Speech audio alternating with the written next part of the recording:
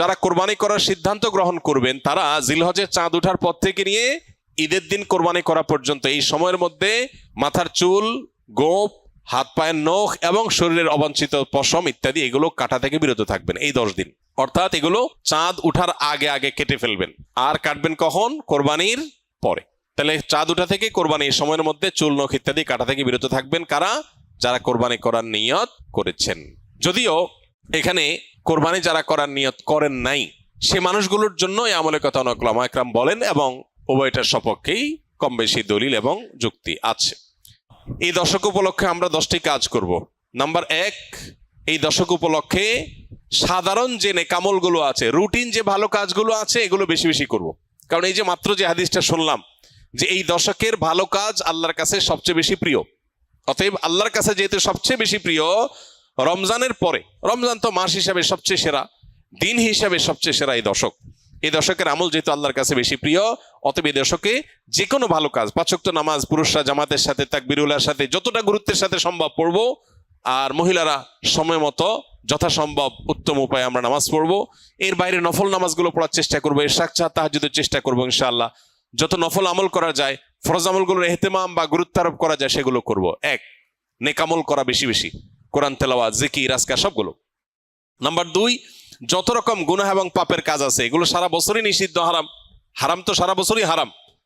যে আমল, যে কাজ গুনাহ সেটা সারা বছর করাটাই গুনাহ, কিন্তু এই দশকে করাটা বিশেষভাবে নিষিদ্ধ এবং এই দশকে করাটা বিশেষভাবে জঘন্য। কারণ যে দশকে আল্লাহর কাছে নেকামল করা প্রিয় সে দশকে আপনি বদামল করলেন, সেটা আরো জঘন্য হবে না?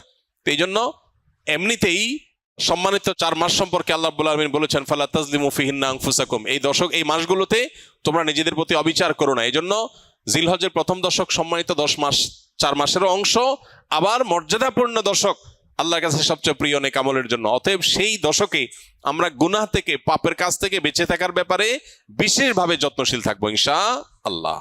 যে যে আমলে, যে যে বদামলের সাথে আমরা জড়িত, যে যে গুনাহের সাথে জড়িত, এই দশকে সেটাতে বেঁচে থাকার চেষ্টা করব। মোবাইলে, সোশ্যাল মিডিয়াতে, ফেসবুকে, হোয়াটসঅ্যাপে, ইউটিউবে কোনো হারাম জিনিস দেখবো না, শুনবো না এবং হারাম কাজ করবো না ইনশাআল্লাহ। নাম্বার 3, বেশি বেশি আল্লাহর জিকির করা। কারণ আল্লাহ তাআলা সূরা হজর 28 নম্বর আয়াতে এই নির্দিষ্ট দিনগুলোতে আল্লাহ বেশি বেশি জিকির করতে নির্দেশ করেছেন। অতএব বেশি বেশি আল্লাহর জিকির, যত রকমের আল্লাহ জিকির হতে পারে, মুখের জিকির, অন্তরের জিকির, এই জিকিরগুলো বেশি বেশি করবো ইনশাআল্লাহ। নাম্বার 4, যাদের হজের তৌফিক হয়েছে তারা এই দশকে হজ করবেন, হজ শুরু করবেন 8 তারিখে। আর নাম্বার 5, যাদের কোরবানির তৌফিক আছে তারাও কোরবানি করবেন, কারণ মান ওয়াজাদা সাআতান লিআন ইউযাহিয়া ওয়া লাম ইউযাহি ফালা ইয়াকরাবান্না মুসাল্লানা, যার কোরবানি করার সামর্থ্য আছে অথচ কোরবানি করলো না, নবী সাল্লাল্লাহু আলাইহি ওয়াসাল্লাম সতর্ক করেছেন, হাদিসে সতর্ক বানিয়ে এসেছে, সেজন্য মুসলমানদের ঈদগাহে না আসে। এই জন্য কোরবানি করা এটা হলো 5ম আমল এই দশকের, যাদের তৌফিক আছে।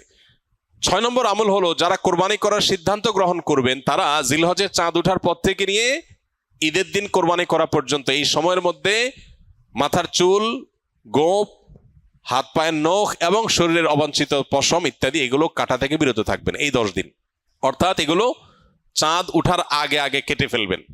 আর কাটবেন কখন? কোরবানির পরে।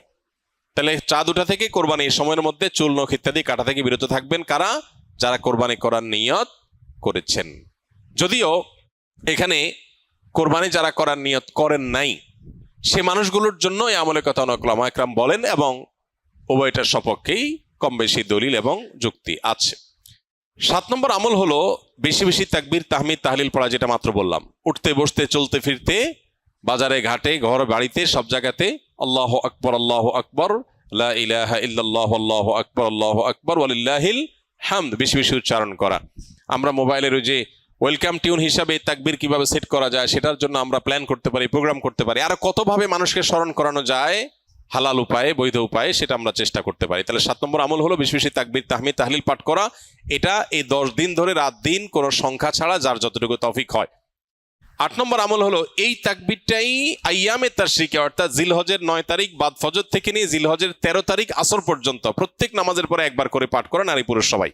এটা আবশ্যক, সবাইকে করতে হবে প্রত্যেক নামাজের পরে একবার করে। এটা হলো তাকবীরে মুকাইয়াদ বলে, নির্দিষ্ট তাকবীর এই দিনগুলোতে এই নামাজের পরে। আর প্রথমটা বললাম 7 নম্বর আমলটা হলো সাধারণ তাকবীর, তাকবীরে মুতলাক, অর্থাৎ এই দশক জুড়েই সবসময় বেশি বেশি তাকবীর পাঠ করা। তাহলে 8টা আমল পেয়ে গেলাম।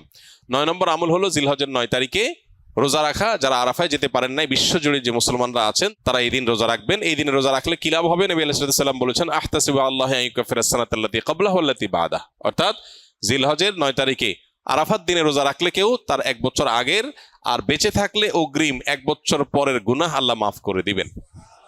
অর্থাৎ সগীরা গুনাহগুলো আল্লাহ তাআলা মাফ করে দিবেন। এই জন্য এই আমলটা করার চেষ্টা করা। শুধু জিলহজের 9 তারিখই নয়, অনেক উলামা ইকরাম জিলহজের 1 থেকে 9 পর্যন্ত এই সবগুলো দিনকে রোজা রাখাটাকে মুস্তাহাব বলেছেন। আর 10 নম্বর আমল হলো ঈদের দিনে যে সুন্নাহগুলো আছে সেগুলো পালন করা। অতএব জিলহজের এই দশককে আমল এবং ইবাদত দিয়ে সাজাবার চেষ্টা করবো তো আমরা ইনশাআল্লাহ। বেশি বেশি তাকবীর, তাহলিল, তাহমিদ নিজেরা পড়বো, অন্যদেরকে উদ্বুদ্ধ করবো। চেষ্টা করা যাবে না ইনশাআল্লাহ।